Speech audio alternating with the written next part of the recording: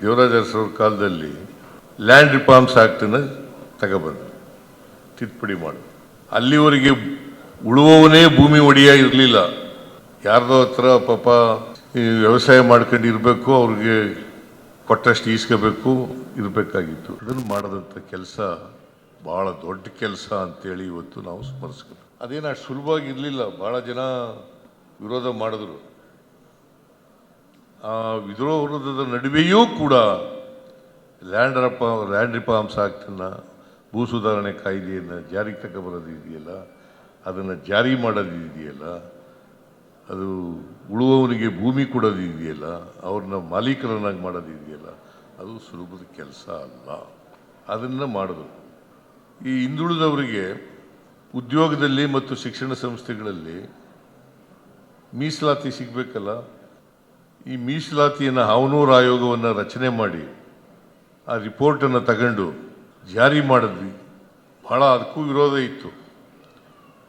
ಜಾರಿ ಮಾಡಿದ್ರಲ್ಲ, ನಾವು ಮೆಚ್ಚಲೇಬೇಕಾದಂಥ ಕೆಲಸ ಅಂತಕ್ಕಂಥ ಮಾತುಗಳನ್ನು ಹೇಳಲಿಕ್ಕಿಲ್ಲ.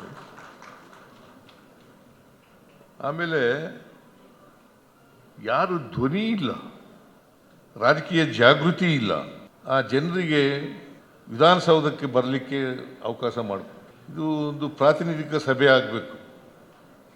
ವಿಧಾನಸೌಧ ಕೆಲವೇ ಜನರ ಪ್ರಾತಿನಿಧಿಕ ಸಭೆ ಆಗಬಾರ್ದು, ಎಲ್ಲ ಜನರ ಪ್ರಾತಿನಿಧಿಕ ಸಭೆ ಆಗಬೇಕು. ಅದಕ್ಕೋಸ್ಕರ ಮೀಸಲಾತಿ ಇಲ್ಲ.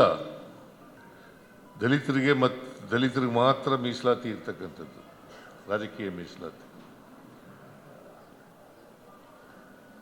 ಹಿಂದುಳಿದವರದವರಿಗೆ ಅಸೆಂಬ್ಲಿನಲ್ಲಿ, ಪಾರ್ಲಿಮೆಂಟ್ನಲ್ಲಿ ಮೀಸಲಾತಿ ಇಲ್ಲ.